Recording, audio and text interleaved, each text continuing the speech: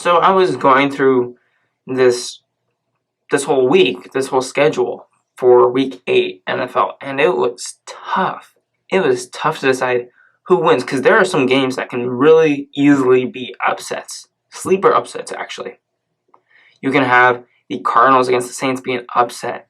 You have the Bills are favored, the Eagles Bills upset. You can have that. Bears are favored, Chargers Bears, that can be an upset too. Bucks Titans. Titans are actually favored. The Buccaneers can be an upset as well. There are a lot of games here that have potential upset possibilities. However, we're not looking at upsets, we're looking at the spread. So let's dive into my 5 games that I have predicted the spread for. So the first one that I have chosen is at 1 o'clock Eastern Time.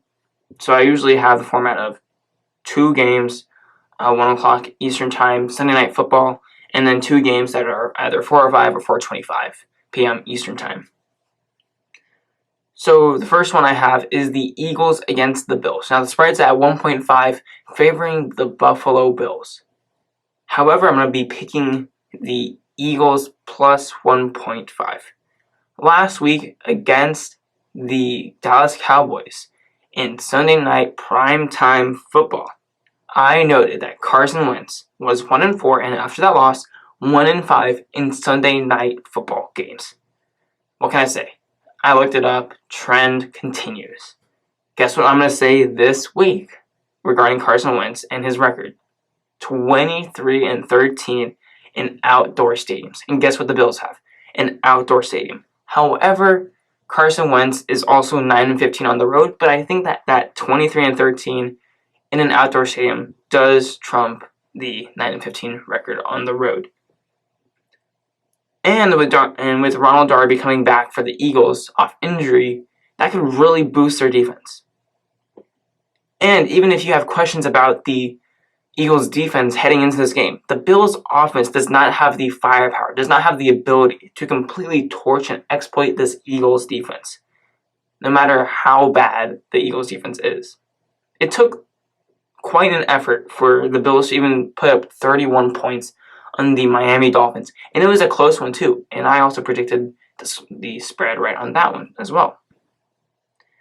Overall, I think that for this game, it's going to be a close one. But as long as the Eagles do not turn the ball over, and they have turned the ball over a whole bunch, especially with fumbling the ball, not interceptions, fumbles.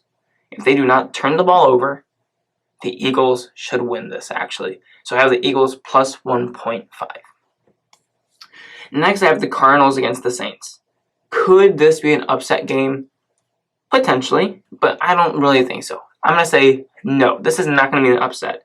The Saints are just better than the Cardinals in every single way imaginable. But the Cardinals' offense has been quite impressive and has been on quite the roll. Even with David Johnson being out potentially for this game and not playing that well in the past 2 weeks.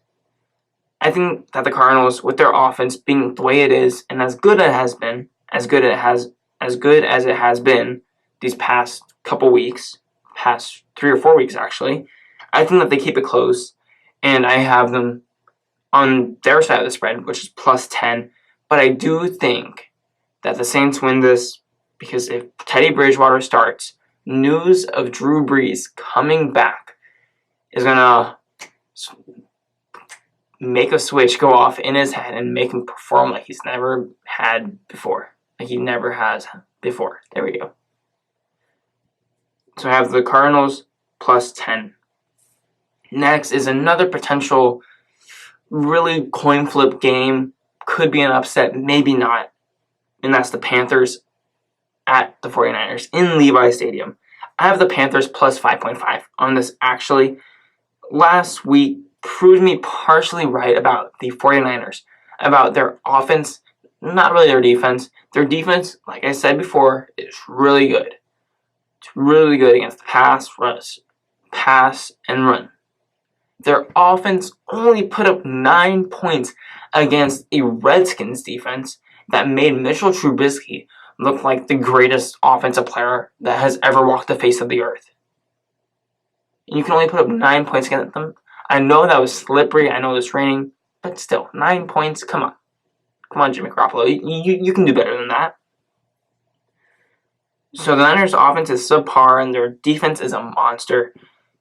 And with the way that Kyle Allen has been playing, I think that the Panthers have a shot here, and along with Christian McCaffrey playing really, really well recently. But I will say that the only way that the Niners can win the spread, minus 5.5, is if they are able to do what the Tampa Bay Buccaneers did twice, actually, and shut down Christian McCaffrey. They have the personnel to do it, and it's completely possible. The Niners can do it. It's just a matter of whether or not they will do it, and the ball is in their court to do it.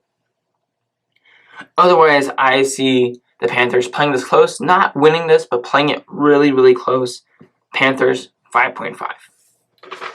The next game I have is the Raiders at the Houston Texans. This one I'm actually a bit more hesitant with, but I'm going to pick the Texans minus 7.0. The Raiders' defense has been less than trustworthy this year, and even though the Texans got beat by the Colts last week, let's be honest, the Raiders' defense is worse than the Colts' defense. The Colts' defense has the personnel to stop Deshaun Watson. The Raiders' defense simply does not.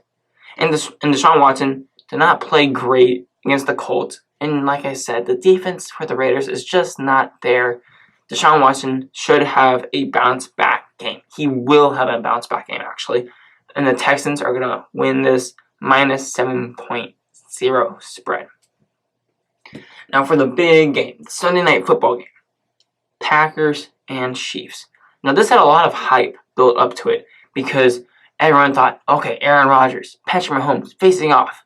Two very, very comparable talents and abilities. Superstars where they're mobile. They can make crazy throws downfield. Stuff like that.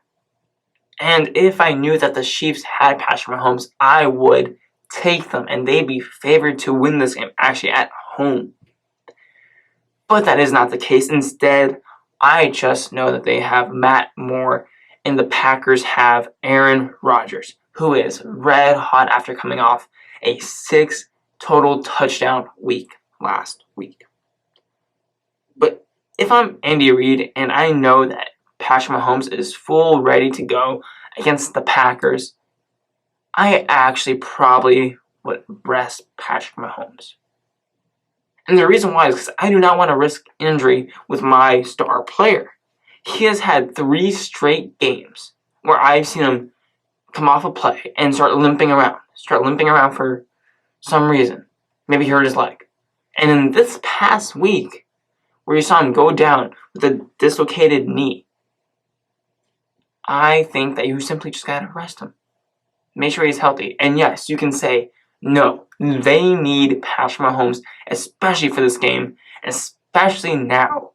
Because if they lose, then they have 2 losses, and then they are far behind the Patriots, who are steamrolling easy teams and are currently sitting at, 7-0, and have the first seed.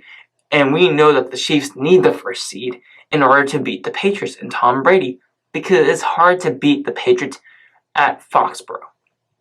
However, I would say to that, I would much rather have a healthy Patrick Mahomes, completely ready, 100%, rather than the first seed and a hobbled Patrick Mahomes.